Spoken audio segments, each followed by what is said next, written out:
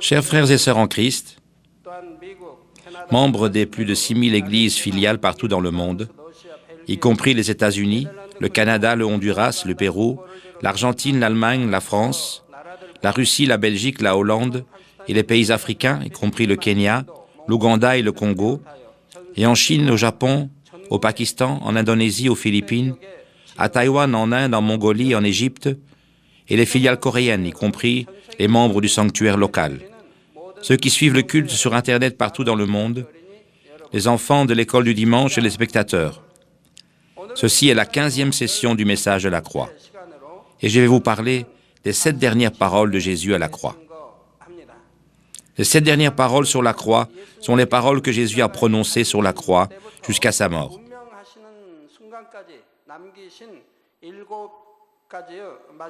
En se rapprochant de la mort, les gens regardent à leur vie et prononcent leur testament, qui est comme la conclusion de leur vie. Jésus a aussi laissé cette parole au moment d'accomplir la providence du salut, comme s'il en faisait son testament. Tout comme chacune des souffrances de Jésus contenait en elle la providence de Dieu, les 7 dernières paroles de la croix contiennent aussi de très importantes significations spirituelles. J'espère que vous réaliserez plus profondément l'amour du Père et du Seigneur qui est mort pour nous. Je prie dans le nom du Seigneur que vous vivrez dans la vérité, selon la volonté du Seigneur, qui nous a rachetés par son sang. Chers frères et sœurs en Christ, la première des 7 paroles se trouve dans Luc, chapitre 23, versets 33 à 34. Il est écrit, « Lorsqu'ils furent arrivés au lieu appelé Crâne, ils le crucifièrent là, ainsi que les 2 malfaiteurs, l'un à droite, l'autre à gauche. Jésus dit, « Père, pardonne-leur car ils ne savent ce qu'ils font. » Ils se partagèrent ses vêtements en les tirant au sort.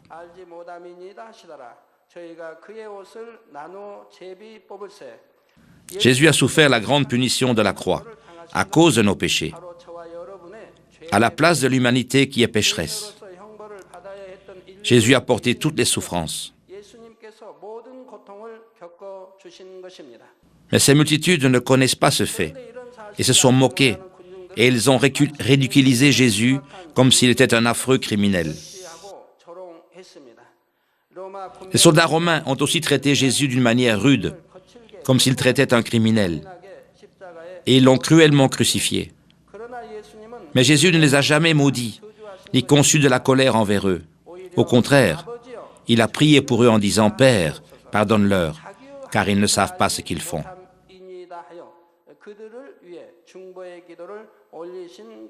Ils ne savaient même pas pourquoi Jésus a été crucifié en versant son sang, ni que leurs actes étaient mauvais.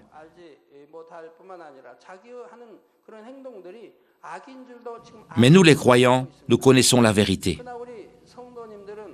Vous savez ce qu'est le péché, ce qu'est la justice et qu'il y a un jugement. Vous savez que quelque chose est péché et mauvais, mais quelque chose est aussi justice et bonté. Ainsi, quand Jésus a dit « parce qu'ils ne savent pas ce qu'ils font », cela ne s'applique pas à nous les croyants. Chers spectateurs, cette prière de Jésus n'était pas uniquement pour ceux qui le crucifiaient et se moquaient de lui. C'était une prière pour toute l'humanité qui demeure dans les ténèbres, et pour ceux qui méprisent et persécutent le nom du Seigneur, même aujourd'hui. À cause de cette prière de Jésus, vous et moi, qui ne connaissions pas le Seigneur, sommes pardonnés. Jésus qui nous a pardonnés, vous et moi, et a prié pour nous avec amour, veut que nous les croyants, nous pardonnions à tous. Même si nous sommes persécutés sans raison ou perdons la face, il veut que nous ne réagissions pas avec le mal et que nous n'ayons pas un sentiment de malaise, mais que nous traitions les autres avec bonté. Jean 3, verset 20 dit « Car quiconque fait le mal est la lumière, et ne vient point à la lumière, de peur que ses œuvres ne soient dévoilées. Quiconque fait le mal est la lumière. » Certains d'entre vous prêchent, amènent leurs amis ou conjoints à l'église. Mais certains d'entre eux quittent l'église après un temps. Pourquoi? C'est parce qu'ils ont le remords d'une conscience coupable lorsqu'ils écoutent la parole de Dieu.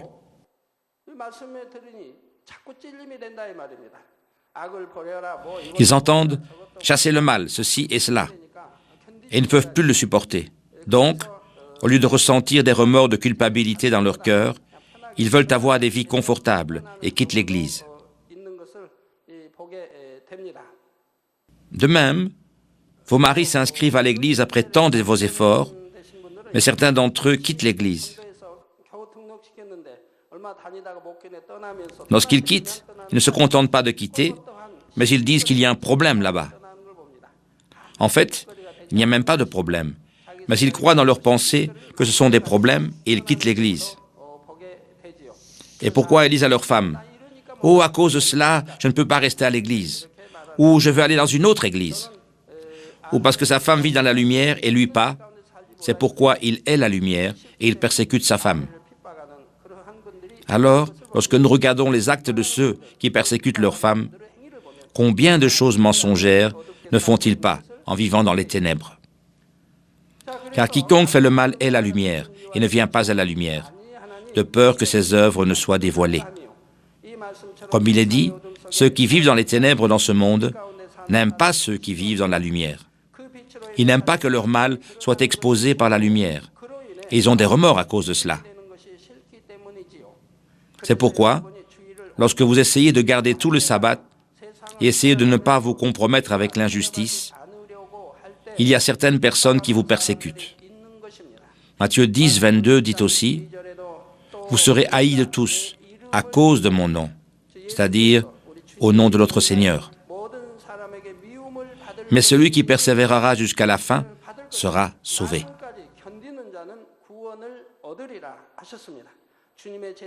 Le Seigneur leur disait que ses disciples seraient haïs par le monde à cause du nom du Seigneur. Parce que l'ennemi, le diable et Satan haïssent l'évangile qui est prêché et les gens qui sont sauvés, ils manipulent les gens mauvais pour persécuter les prédicateurs, pour faire perdre leur foi aux croyants et les décourager. Le diable leur donne un temps dur au travers des gens mondains. Avez-vous connu la même expérience? Alors comment avez-vous traité ceux qui vous persécutaient? Les gens du monde réagissent par le mal envers ceux qui leur font du mal. Mais Dieu veut que nous pardonnions et que nous aimions tout le monde. Jésus a aimé tous les pécheurs et il aimait même ceux qui le crucifiaient. Et il a donné sa vie pour eux. Matthieu 5, versets 44-45 dit « Mais moi je vous dis, aimez vos ennemis, bénissez ceux qui vous maudissent, faites du bien à ceux qui vous haïssent et priez pour ceux qui vous maltraitent et qui vous persécutent, afin que vous soyez fils de votre Père qui est dans les cieux, car il fait lever son soleil sur les méchants et sur les bons, et il fait pleuvoir sur les justes et sur les injustes. Nous serons reconnus en tant qu'enfants de Dieu lorsque nous aimons nos ennemis et prions pour ceux qui nous persécutent, tout comme Jésus. Le Fils de Dieu a aimé ses ennemis et a donné sa vie. Nous serons reconnus non comme des serviteurs de l'ennemi, le diable et Satan, qui créent la haine et les querelles, mais bien comme des enfants de Dieu. Mais n'avez-vous pas haï vos voisins ou vos frères, malgré qu'ils ne soient pas vos ennemis? N'avez-vous jamais pensé « Oh, je ne veux pas de relation avec lui ou avec elle » ? N'avez-vous jamais eu de mauvaises pensées telles que « J'espère que quelque chose de mauvais arrive à cette personne qui me donne du mauvais temps » ? Si vous avez eu une pensée de cet ordre, je vous prie de vous en repentir maintenant et de vous en détourner. La prière du Seigneur dit « Pardonne-nous nos offenses, comme nous pardonnons aussi à ceux qui nous ont offensés. » Oui, nous avons pardonné à ceux qui ont péché contre nous. Mais si nous ne pardonnons pas à ceux qui ont péché contre nous, nous ne pouvons pas demander à Dieu pour le pardon de nos péchés. Comment pourrions-nous dire « Père Dieu, je te prie de pardonner mes péchés et de m'aimer, alors que nous ne pardonnons pas à nos frères et que nous ne les aimons pas. » Nous devrions être capables d'aimer et de pardonner à nos frères, et même à nos ennemis, suivant l'exemple de Jésus qui a aimé même les pécheurs qui l'ont crucifié et qui se sont moqués de lui. Nous devrions prier « Père, je te prie de les pardonner. Fais aussi qu'ils changent par l'amour du Seigneur et reçoivent les bénédictions et leur salut. » Chers frères et sœurs en Christ, la seconde des 7 dernières paroles se trouve en Luc 23, versets 42 à 43, qui dit « Et il dit à Jésus, « Souviens-toi de moi, quand tu viendras dans ton règne. » Jésus lui répondit, « Je te le dis en vérité, aujourd'hui tu seras avec moi dans le paradis. » Lorsque Jésus a été pendu à la croix, il y avait 2 criminels qui étaient crucifiés de part et d'autre de Jésus. Un des criminels a dit, « N'es-tu pas le Christ? Sauve-toi et sauve-nous avec toi. » Il se moquait de Jésus en disant que s'il était le vrai sauveur, il pouvait se sauver lui-même et les criminels avec lui. Ici, l'autre criminel a réprimandé ce criminel. « Ne crains-tu pas Dieu, toi qui subis la même condamnation? Pour nous, c'est justice, car nous recevons ce qu'ont mérité nos crimes. Mais celui-ci n'a rien fait de mal. » Il a confessé qu'il méritait la punition qu'il recevait, mais que Jésus était sans péché. Alors il a demandé à Jésus, « Souviens-toi de moi, Jésus, quand tu seras dans ton règne. » Jésus a vu sa foi et il a dit, « Je te le dis en vérité, aujourd'hui tu seras avec moi dans le paradis. »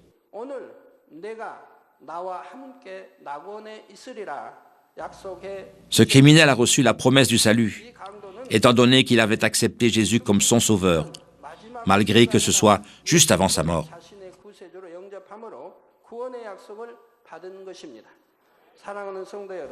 Spectateurs, dans cette parole de Jésus, il y a de nombreuses significations spirituelles. D'abord, il nous parle du paradis. Il y a de nombreux passages dans la Bible sur le royaume des cieux. En 2 Corinthiens 12, verset 2, l'apôtre Paul parle du ciel qu'il a vu. Il dit, « Je connais un homme en Christ, c'est-à-dire une personne qui croit dans le Seigneur Jésus, qui fut, il y a 14 ans, ravi jusqu'au 3e ciel. Si ce fut dans son corps, je ne sais. Si ce fut hors de son corps, je ne sais. » En fait, seul son esprit est allé et son corps est resté. Dieu le sait. Il fut enlevé dans le paradis, c'est-à-dire le 3e ciel. Le verset suivant, 4, dit, « Il fut enlevé dans le paradis et qu'il entendit des paroles ineffables qu'il n'est pas permis à un homme d'exprimer. »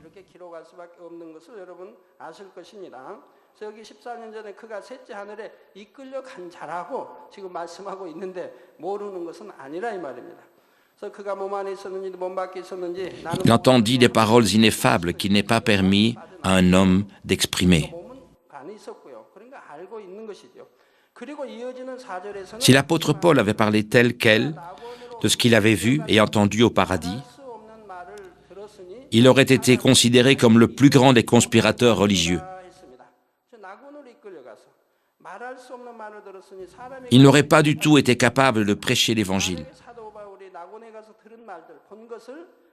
C'est pourquoi, même après avoir vu des choses tellement merveilleuses dans le ciel, il ne pouvait pas tout raconter. Et il a exprimé son ressentiment à ce sujet.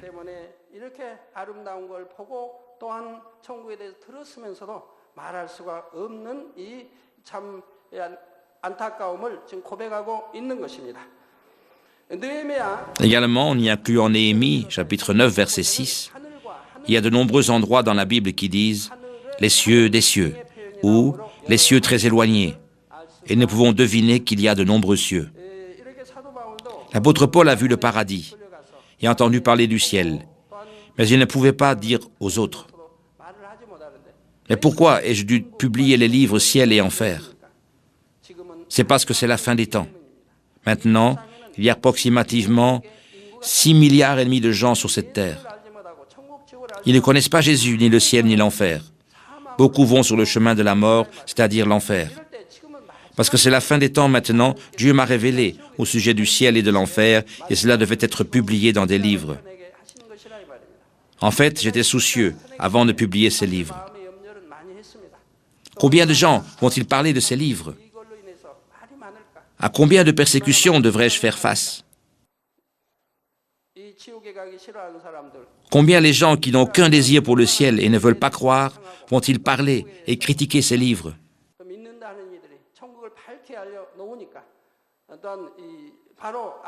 Mais également, combien les chrétiens vont-ils les critiquer, étant donné qu'ils ne connaissent pas clairement le ciel? Mais heureusement, ce livre Ciel a été traduit en de nombreuses langues et distribué dans le monde entier. Beaucoup de gens l'ont lu, ont reçu leur salut et nous ont remerciés. C'est pourquoi je suis aussi reconnaissant. Parce que la seconde venue du Seigneur est très proche. Dieu nous a permis de distribuer ces livres sur le ciel et l'enfer dans chaque partie du monde. Il n'y a pas uniquement le ciel qui est visible à nos yeux physiques, mais il y a des cieux, également dans l'univers spirituel. Le troisième ciel que l'apôtre Paul a vu est l'espace où se trouve le royaume des cieux. Et il a particulièrement mentionné un endroit appelé paradis. Apocalypse 21, versets 10 à 11 dit « Et il me transporta en esprit sur une grande et haute montagne. Et il me montra la ville sainte, Jérusalem, qui descendait du ciel d'auprès de Dieu, ayant la gloire de Dieu. Son éclat était semblable à celui d'une pierre très précieuse, d'une pierre de jaspe transparente, comme du cristal. »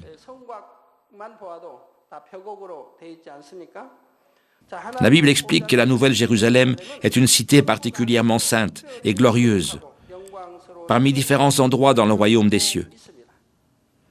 Regardant ces choses, nous pouvons voir que les lieux de séjour sont divisés même dans le royaume des cieux. Certains disent que le paradis et la Nouvelle Jérusalem se réfèrent au même endroit dans le royaume des cieux. Mais ce n'est pas vrai. Certains disent que si nous sommes croyants, nous irons dans le même ciel. Et comment le ciel peut-il être divisé? Mais ils disent cela parce qu'ils ne connaissent pas la Bible.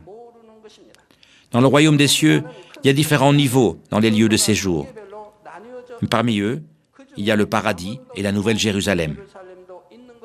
C'est pareil pour certains résidents coréens. Il y en a qui habitent à Séoul, où se trouve le président, et d'autres qui vivent à Gyeonggi-do, près de Séoul. Certains autres vivent dans des zones rurales plus éloignées. Il y a aussi des gens qui vivent sur une île, telle que l'île de Jeju. Les lieux de séjour dans le royaume des cieux sont aussi divisés de la même manière. La Nouvelle Jérusalem, décrite dans le livre de l'Apocalypse, est le lieu de séjour le plus haut niveau dans le royaume des cieux. Ceux qui ressemblent au Seigneur en chassant toute espèce de péché et de mal et qui sont fidèles dans toute la maison de Dieu peuvent entrer dans cet endroit. Ils ne doivent avoir ni blâme, ni tâche, ni aucun mal. Aussi, parce qu'ils aiment et croient en Dieu, ils sont fidèles dans toute la maison de Dieu. C'est un endroit pour ceux qui ressemblent au Seigneur et au Père. C'est pourquoi les maisons là-bas sont faites d'or et de joyaux. Par exemple, des gens comme Moïse, Abraham, Élie, l'apôtre Paul et Pierre demeurent dans la Nouvelle Jérusalem. Dans le cas du criminel dans le passage d'aujourd'hui, il a accepté le Seigneur juste avant sa mort. Il n'a donc pas eu le temps de chasser ses péchés, ni de travailler pour le Seigneur. Il a de justesse reçu sa qualification pour être sauvé, tout comme un bébé nouveau-né. Parce qu'il n'a ni semé quelque chose, ni agi avec foi, il n'avait aucune récompense à recevoir dans le ciel. Ce type de personne entrera au paradis, comme Jésus l'a dit. Et le paradis est l'endroit de séjour le plus bas dans le royaume des cieux. Il y a de nombreux niveaux entre le paradis et la Nouvelle Jérusalem. Et dans la mesure où notre cœur est sanctifié, et selon notre foi et notre fidélité, les lieux de séjour seront différents. Pourquoi alors le royaume des cieux est-il ainsi divisé? Parce que c'est juste selon la justice. C'est la justice de Dieu de nous laisser moissonner ce que nous avons semé et de nous payer en retour selon ce que nous avons fait. Les lieux de séjour dans les cieux seront aussi décidés selon ce que chacun d'entre nous aura accompli sur cette terre. Selon la mesure où nous avons chassé les péchés et ressemblons à l'image du Seigneur Saint, le lieu de séjour céleste sera décidé.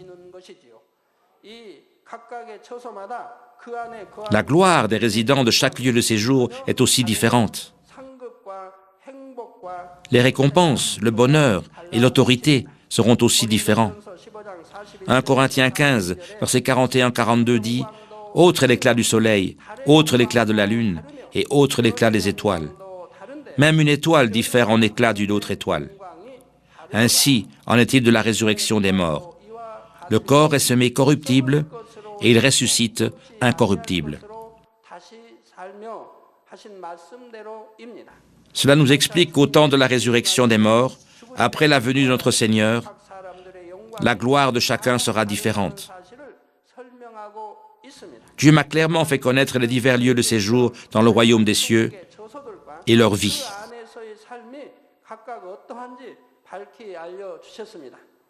Ce contenu est écrit en détail dans les livres Ciel et Enfer. Et ces livres qui ont été traduits et publiés dans de nombreuses langues. Ceux qui veulent connaître plus au sujet de la vie dans le royaume des cieux peuvent se référer à ces livres. Chers frères et sœurs en Christ, si vous avez vraiment la foi, vous ne devriez pas penser « Oh, je peux simplement être sauvé et mener une vie ordinaire ». Mais vous devriez aspirer à entrer dans un meilleur lieu de séjour céleste. Vous devriez savoir que vous ne devez pas mener une vie chrétienne de compromission. Comment pouvez-vous recevoir un meilleur lieu de séjour céleste? Et comment pouvez-vous éviter de tomber en enfer? Vous devriez savoir comment mener une vie qui mène en enfer. Dieu nous paye en retour, tel que nous agissons et semons. C'est cela la justice. Matthieu 11, verset 12 dit « Depuis le temps de Jean-Baptiste jusqu'à présent, le royaume des cieux est forcé, et ce sont les violents qui s'en emparent. »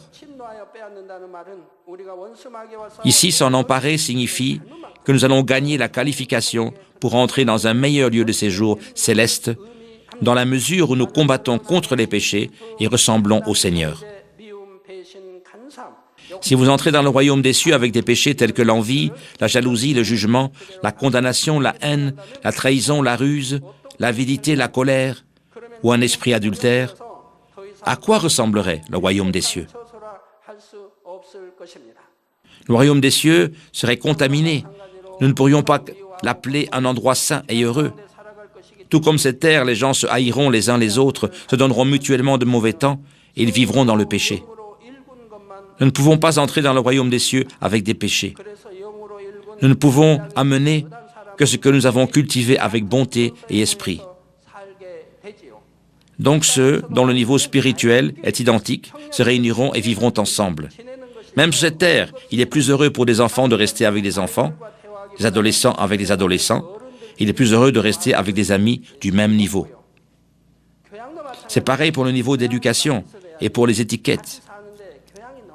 Ce serait difficile si ces choses sont trop différentes. Si vous vous mariez, votre éducation est différente. Vous devez donc recevoir le meilleur l'un de l'autre. Alors seulement le mari et la femme auront la paix et le bonheur. Les adultes trouveraient plus joyeux de parler avec les adultes d'un même niveau. De la même manière, même dans le ciel, les gens vivent ensemble avec ceux qui ont un niveau de foi similaire, dans la mesure où ils ressemblent au Seigneur, afin qu'ils puissent se sentir plus heureux et plus confortables.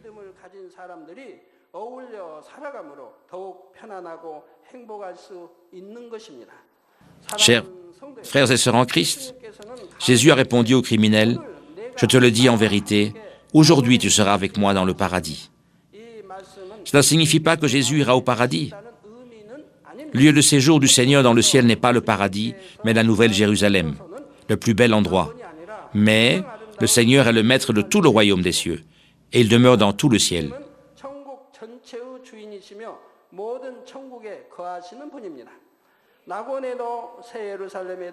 Il demeure dans chaque endroit, y compris le paradis et la nouvelle Jérusalem. Et il connaît et règne sur toutes choses qui concernent le royaume des cieux. Aussi aujourd'hui, ne signifie pas ici que Jésus irait au paradis le jour de sa crucifixion. Cela signifie qu'à partir de ce moment, le Seigneur serait avec le criminel, étant donné que le criminel était sauvé et est devenu enfant de Dieu par la foi. Le Seigneur se souvient toujours de nous, dès le jour où nous l'acceptons et que nous sommes sauvés. Il sait où nous allons, ce que nous voyons et ce que nous faisons, et il prie pour nous.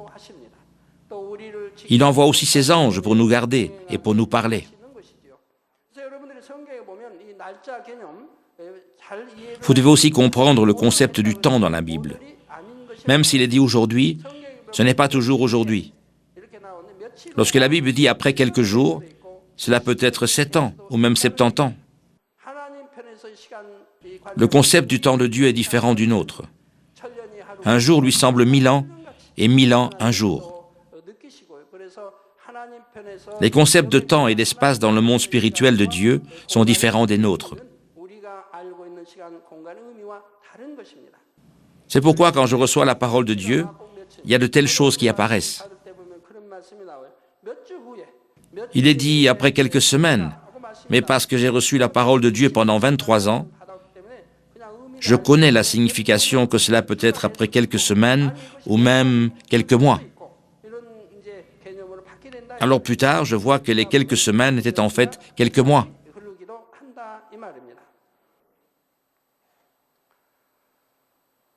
Alors, à la mort de Jésus sur la croix, le vendredi, qu'a fait Jésus? Matthieu 12, verset 40 dit, « Car de même que Jonas fut 3 jours et 3 nuits dans le ventre d'un grand poisson, de même le Fils de l'homme sera 3 jours et 3 nuits dans le sein de la terre. » Et Ephésiens 4, 9 dit, « Or, que signifie « il est monté » sinon qu'il est descendu dans les régions inférieures de la terre ?» De même, 1 Pierre 3, 19 dit, « Dans lequel aussi il est allé prêcher aux esprits en prison. » Après qu'il est mort sur la croix, Jésus n'est pas allé au paradis, mais dans la prison pour leur prêcher. Ici, les esprits en prison se réfèrent à ces âmes qui sont qualifiées pour être sauvées parmi ceux qui sont morts avant que Jésus ne prenne la croix et ne devienne le Sauveur. Je vous prie de comprendre correctement cette partie. Pour que nous soyons sauvés, nos péchés doivent être pardonnés en croyant en Jésus-Christ. Malgré que quelqu'un puisse vivre dans la bonté à ses yeux, chacun est pécheur, qui est né avec le péché originel et commet des péchés en violant la loi. Seul le précieux sang de Jésus-Christ peut nous laver de tout péché et ouvrir le chemin du salut. C'est pourquoi dans 1 Jean, il est dit que si nous croyons vraiment en Dieu, alors nous vivrons dans la lumière. Et de cette manière, le sang du Seigneur nous lavera de nos péchés. Alors cela signifie-t-il que tous ceux qui sont morts avant que Jésus ne vienne sur la terre ne sont pas sauvés et qu'ils iront en enfer? Cela signifie-t-il aussi que tous ceux qui n'ont jamais entendu l'Évangile, même après que Jésus soit venu, iront en enfer? Bien sûr que non. Dieu est le Dieu d'amour et de justice, et il veut que tous atteignent au salut. C'est pourquoi Dieu a préparé le chemin du salut au travers de Jésus-Christ. Pour ceux qui ont vécu avant que Jésus n'arrive sur la terre et pour ceux qui n'ont jamais entendu l'Évangile. Parmi ceux qui n'ont jamais entendu l'Évangile, il y a certaines personnes qui reconnaissent l'existence de Dieu avec un cœur bon et qui vivent dans la bonté. Avec leur bonne conscience, ils reconnaissent l'existence du ciel et de l'enfer. Et malgré qu'ils n'aient pas entendu la loi de Dieu, ils vivent dans la bonté selon leur conscience. Romains 2, versets 14 et 15 dit, Quand les païens qui n'ont point la loi font naturellement ce que prescrit la loi, ils sont, eux, qui n'ont point la loi, une loi pour eux-mêmes. Ils montrent que l'œuvre de la loi est écrite dans leur cœur et leur conscience en rendant témoignage, et leurs pensées s'accusant ou se défendant tour à tour. Ceux qui ont la bonté dans le cœur essaieront de suivre la bonté parce que leur conscience est bonne. De cette manière, ils montreront l'œuvre de la loi écrite dans leur cœur. Et ceux qui ont mauvais cœur suivront le mal. Tous ont une conscience, et ceux qui en sont bons suivent la voie de leur conscience, malgré qu'ils ne connaissent pas Dieu. Ils essayent de ne pas être souillés par le péché, et ils essayent de vivre dans la bonté. Les gens avec une bonne conscience comme celle-là n'adorent pas des idoles, insensés, ni des démons, en suivant leur avidité. Malgré que vagues, ils reconnaissent un Dieu créateur et suivent la tâche de l'homme. Si ce type de personne avait entendu l'Évangile, il aurait finalement accepté Jésus. Au contraire, malgré que quelqu'un semble bon de l'extérieur, s'il ne croit pas, même après avoir écouté l'Évangile, cela signifie que leur conscience est mauvaise et il ne sera pas sauvé. Les hommes ne connaissent pas la conscience des autres hommes, mais le Dieu Tout-Puissant connaît tout esprit et les actes de l'homme. C'est pourquoi Dieu peut distinguer ceux qui auraient cru s'ils avaient entendu l'Évangile, parmi ceux qui ont vécu avant que Jésus ne vienne. C'est le jugement de la conscience. Dieu laisse les âmes qui peuvent être sauvées par le jugement de la conscience se reposer dans le tombeau supérieur jusqu'à ce que Jésus devienne le Sauveur. Ces âmes des jours de l'Ancien Testament, qui ont été sauvées en vivant selon la parole, demeuraient dans le tombeau supérieur. Dans le chapitre 16 de Luc, il y a une parabole de l'homme riche et du mendiant Lazare. L'homme riche qui ne vivait pas par la parole de Dieu a fini par souffrir dans le feu de l'enfer. Mais Lazare, qui craignait Dieu, a pu rester dans le sein d'Abraham. Étant donné que c'était avant que Jésus ne devienne le Sauveur, les gens n'étaient pas dans le sein du Seigneur avant qu'il n'entre dans le royaume des cieux, mais bien dans le sein d'Abraham, le précurseur de la foi. Parce que le Seigneur n'était pas encore devenu le Sauveur, ces gens n'ont pas pu aller directement au paradis du ciel, mais ils attendaient dans le tombeau supérieur jusqu'à ce que le Seigneur prenne la croix. L'endroit où l'homme riche souffrait était l'Hadès, et l'endroit où Lazare demeurait était le tombeau supérieur. La Bible dit qu'entre le tombeau supérieur et l'Hadès, il y a un grand gouffre, de sorte que personne ne puisse le franchir. L'Hadès fait partie de l'enfer qui appartient aux ténèbres. Au contraire, le tombeau supérieur appartient à la lumière, comme le royaume des cieux. Après la mort de Jésus sur la croix, il est allé vers les esprits en prison, c'est-à-dire ceux qui étaient dans le tombeau supérieur.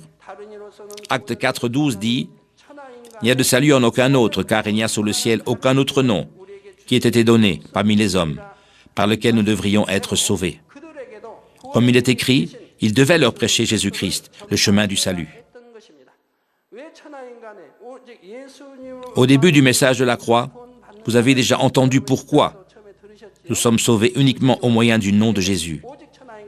Vous savez que seul Jésus est qualifié pour devenir le Sauveur.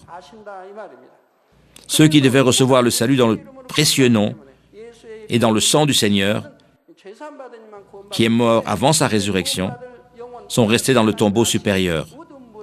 Parce que tous ceux qui sont sauvés ne sont sauvés que lorsqu'ils sont lavés de leurs péchés par le sang de Jésus. Abraham est le chef ici, et Dieu laisse ces personnes demeurer auprès d'Abraham. Alors le Seigneur est allé vers les âmes en prison et a prêché qu'il était le Sauveur.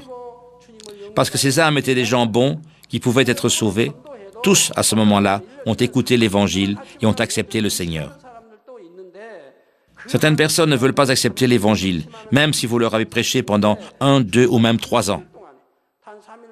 Il y a aussi des gens qui ne croiront pas, même après avoir été témoins des signes et des prodiges et des œuvres puissantes de Dieu. Alors comment ces personnes peuvent-elles accepter le Seigneur dans un temps tellement bref? Pendant qu'ils étaient en prison, c'est-à-dire le tombeau supérieur, ces gens avaient déjà entendu l'Évangile au travers des prophètes et des disciples de Jésus. Les prophètes incluent ici ceux de l'Ancien Testament, tels qu'Abraham et Moïse, et aussi au travers des disciples de Jésus et d'autres qui avaient été témoins de Jésus, qui étaient capables de témoigner de la croix. Ils connaissaient donc ces choses. C'est pourquoi, lorsque le Seigneur est venu vers eux, ils ont tous accepté aussi facilement. À ce moment, les esprits qui étaient dans le tombeau supérieur ont accepté Jésus comme sauveur, ont été pardonnés de leurs péchés et ont été sauvés. Chère audience, aujourd'hui j'ai parlé de la première et de la seconde parole parmi les 7 dernières paroles que Jésus a prononcées à la croix. Jésus a d'abord dit « Père, pardonne-leur, car ils ne savent pas ce qu'ils font ». Dans cette prière n'est pas uniquement compris le pardon et l'amour pour ceux qui le crucifiaient, mais aussi son amour pour toute l'humanité qui ne croyait pas en lui. Deuxièmement, Jésus a dit « Aujourd'hui tu seras avec moi dans le paradis ». C'est la promesse du salut pour le criminel qui s'est repenti et a accepté le Seigneur. Et une promesse d'espoir concernant son lieu de séjour dans le royaume des cieux. Même au moment de sa mort sur la croix, Jésus voulait nous sauver et nous conduire dans le royaume des cieux. Même maintenant, le Seigneur prépare nos lieux de séjour et les anges, selon les instructions du Seigneur, construisent dans le ciel les maisons dans lesquelles nous allons demeurer.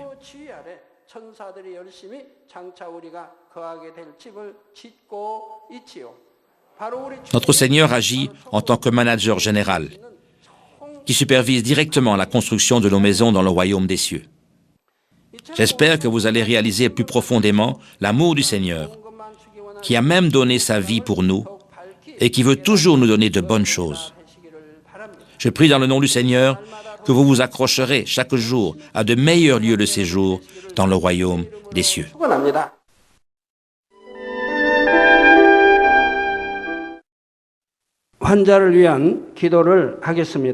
Je vais prier pour tous ceux qui sont malades.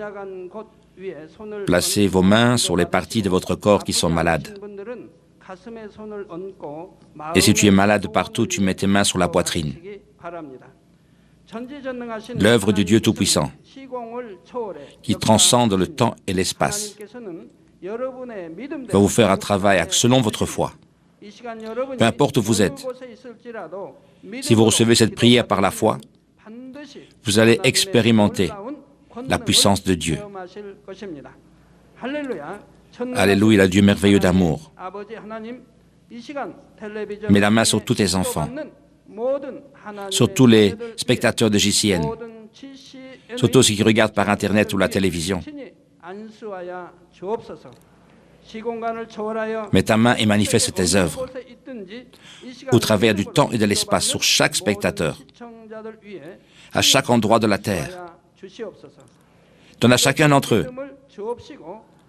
une foi par laquelle ils puissent croire, que toutes les pensées négatives puissent disparaître, que toutes les épreuves et les souffrances soient brûlées par le feu du Saint-Esprit et qu'ils soient guéris par la puissance de notre Seigneur de leur tête jusqu'aux orteils, que tous les nerfs, tous les organes, tous les muscles soient restaurés,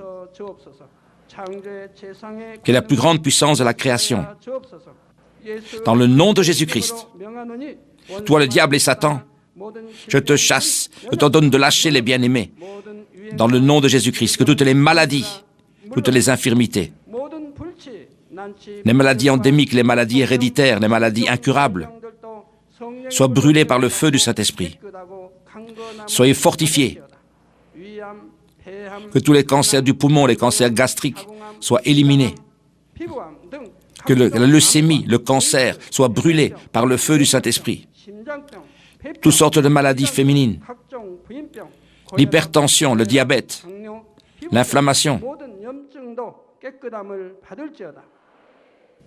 que la polio, la paralysie soient guéris maintenant au nom de Jésus-Christ. Que toutes les migraines, les névroses,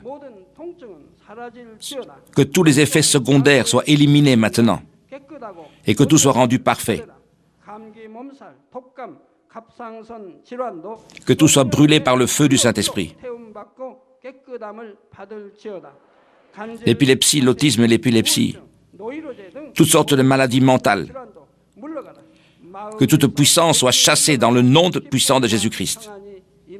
Père Dieu, par la plus grande puissance de la création, que tout soit rendu parfait et saint.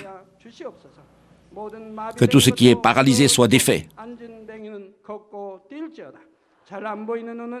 Que la vue qui est détruite soit maintenant restaurée. Que les aveugles reçoivent la vue. Que les muets commencent à parler. Que ceux qui soient incapables de concevoir puissent maintenant recevoir la conception. Que toutes les parties brûlées du corps soient maintenant restaurées par le feu du Saint-Esprit.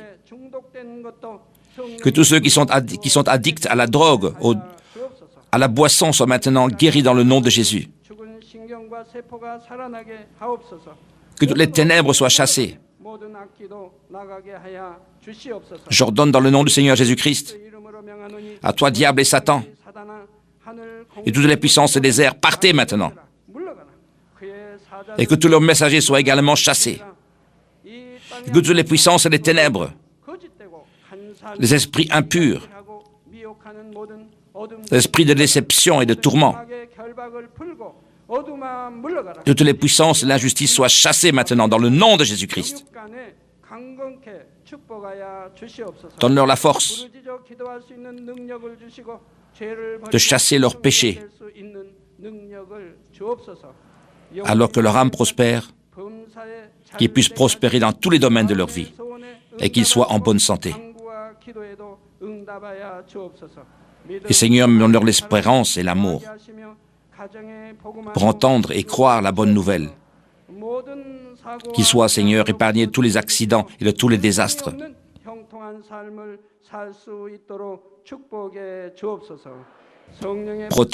Protège, Seigneur, tous les enfants de Dieu dans leur maison, par la puissance du Saint-Esprit. Que ce soit, Seigneur, comme un feu brûlant. Qu'ils entrent ou qu'ils sortent, Seigneur, que tu puisses les bénir abondamment. Donne-leur la sagesse. Permets-leur d'être remplis du Saint-Esprit. Tous les serviteurs et les ministres de Dieu, qui puissent accomplir les tâches que tu leur as données. Qu'il y ait un grand réveil dans chaque église. Conduis tes enfants afin qu'ils puissent te rendre gloire.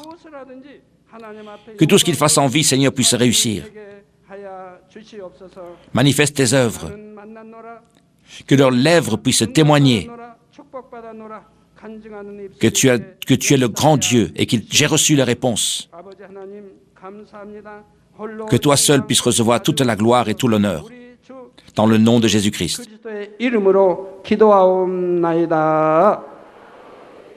아멘.